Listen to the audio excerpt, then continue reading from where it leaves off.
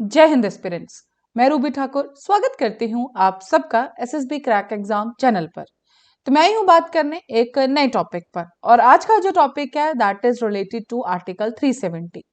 सो article 370 के बारे में हम सब जानते हैं एंड ये फिर से न्यूज में आया है। 2019 में इसको हटा दिया गया था, but now again it is in news.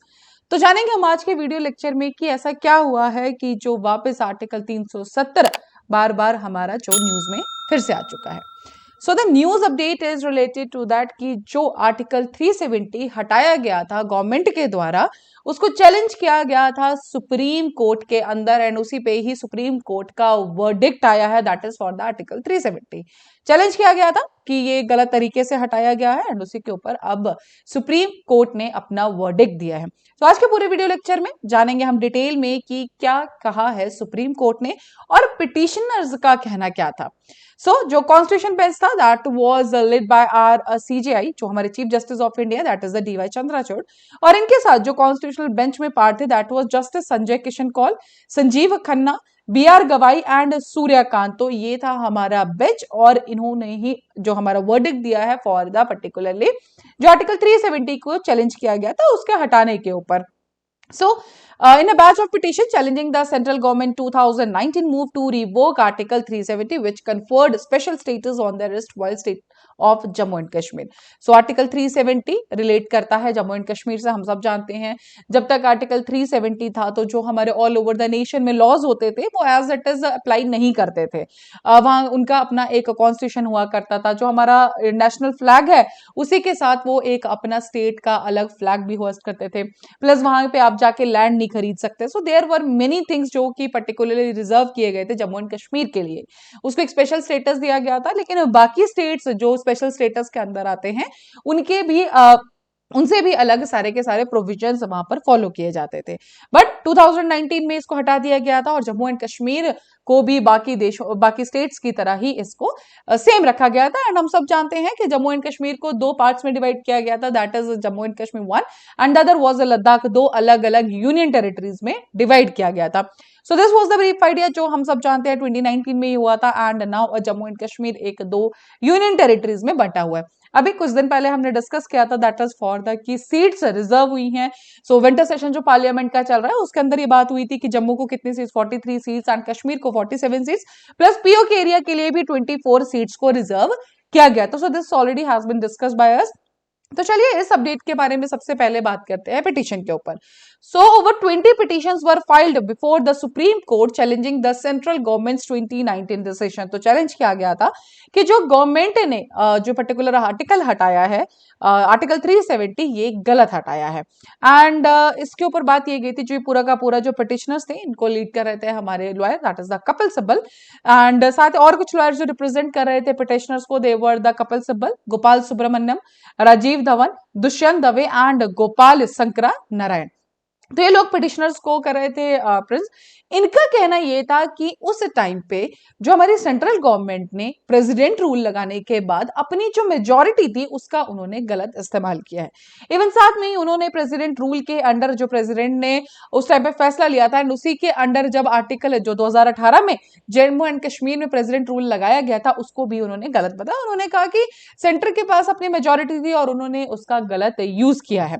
So the union of India use the brute majority in the parliament to issue a series of executive orders through the president to divide a full-fledged state into the union territories of Jammu and Kashmir and one is Ladakh. तो ये थी petition जो कि file की गई थी, इसी के जो पास जो थी हमारी सुनवाई होनी थी।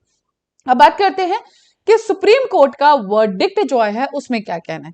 तो chief justice of India DY Chandrachud, इनका कहना है कि जैसे ही जम्मू कश्मीर जब हमारा इंडिया का पार्ट बन गया है, एक्सीड हो चुका है, so there is no point of कि हमारा एक इंटरनल सोवरेनिटी, पूरा देश एक है, जो बाकी स्टेट्स के साथ होगा वो ही एक जम्मू एंड कश्मीर के लिए कुछ भी अलग नहीं होगा।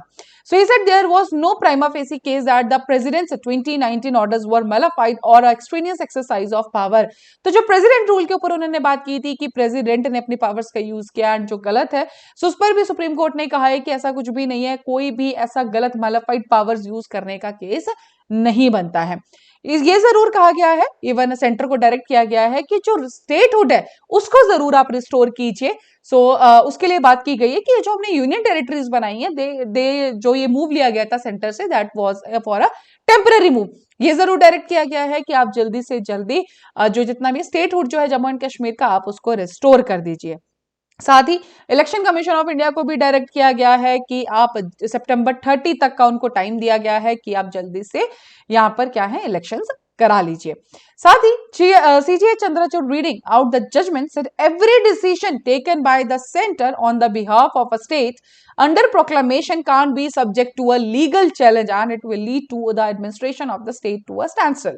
तो उनका कहने का मतलब ये था कि जब प्रेसिडेंट रूल चल रहा है उस टाइम पे पूरी की पूरी पावर जो सेंटर के पास चली जाती है, एंड उसके दौरान प्रोक्लेमेशन के दौरान अगर कोई भी पर्टिकुलर डिसीजन लिया जाता है तो जरूरी नहीं है कि आप हर एक डिसीजन को हम जुडिशियल रिव्यू के अंदर डाल दें, क्योंकि अगर ऐसा होने लगा तो एक जो एडमिनिस्ट्रेशन का टाइम है, एक जो एडमिनिस्ट्रेशन चल रहा है एक स्टेट का, that will be delayed also. So this was also said by him. साथ ही जस्टिस कॉल जो भी पार्ट थे कॉन्स्टिट्यूशनल बेंच में, उन्होंने एक अलग ओपिनियन रखा है। उनका कहना यह है कि आप एक ट्रुथ एंड रिकंसाइलेशन कमीशन का गठन कीजिए। हम सब जानते हैं जम्मू एंड कश्मीर में जो भी ह्यूमन राइट के जो वायलेशंस हुए हैं पहले, इवन अभी भी हमें कभी कभी सुनने को मिलते हैं कि सिविलियंस आर हार्म्ड, सिविलियंस के जो ह्यूमन राइट्स है वो जो वायलेट हुए हैं वो हमें पता करना है। So they want a particular report कि स्टेट एक्टर्स और नॉन स्टेट एक्टर्स, चाहे वो स्टेट गवर्नमेंट है चाहे स्टेट के कुछ ऑफिशियल्स है, what ever it is, state actors and non state actors किसने क्या हार्म किया है और उनके आगे पीछे जो फर्दर रिकंसाइलेशन के क्या पाथवेज हैं उसके ऊपर बात की जाएगी। सो ट्रुथ एंड रिकंसाइलेशन कमीशन की भी इसमें बात की गई कि इस पर्टिकुलर जो ग्रुप का गठन होना चाहिए, तभी हमें पता लगेगा कि जो ह्यूमन राइट वायलेशंस का किसमें क्या रोल था एंड आगे फर्दर हमारे स्टेप्स क्या होने चाहिए। So the court also mentioned that the argument of petitioners that the union government cannot take actions of irreversible consequences in the state during presidential rule is not acceptable। तो इसको भी supreme court ने खारिज कर दिया। अगर overall हम summary देखें पूरी की पूरी जजमेंट की, so that is this article 370 verdict the supreme court on Monday, जो कि दिसंबर 11 के दिन हमें वर्डिक्ट देखने को मिला, upheld that the abrogation of the article 370 in Jammu and Kashmir and the carving out of the Ladakh as the constitutionally valid की कुछ भी गवर्नमेंट ने इनवैलिड नहीं किया है। जैसे कि मैंने आपको स्टार्टिंग में बताया, पिटीशन में ये लिखा गया था कि गवर्नमेंट ने अपनी पावर्स का यूज करते हुए, जो मेजोरिटी थी उनके पास, उसको यूज करते हुए उन्होंने इसको गलत तरीके से हटाया। सो सुप्रीम कोर्ट ने उसको बिल्कुल खारिज कर दिया है कि कुछ भी अनकॉन्स्टिट्यूशनल नहीं है। जो भी हटाया गया आर्टिकल 370 का जो एब्रोगेशन था, दैट वाज कॉन्स्टिट्यूशनल। साथ ही the top court has directed the election commission to ensure the elections are held in the J&K assembly by September 30, 2024. The court also has recommended the government to form a truth and reconciliation commission to record the human rights abuses in Jammu and Kashmir by both state and non-state actor. So this was the whole judgment। अगर हम summarize करें तो ये points, 3-4 points जो है कहे गए हैं, particularly जो कि 2019 का गवर्नमेंट का मूव था उसके अगेंस्ट जो पिटीशन फाइल किए गए थे उसके लिए ये पर्टिकुलर जजमेंट वर्डिक्ट आया है। अगर हम कंक्लूजन देखें, हालांकि नरेंद्र मोदी जी ने भी काफी बड़ा इसमें ट्वीट किया है एंड उनका भी कहना यह है कि today supreme court verdict on the abrogation of the article 370 is historic and constitutionally upholds the decision taken by the Parliament of India on the 5th August 2019। So 5th August 2019 को ही ये particular article हटाया गया था।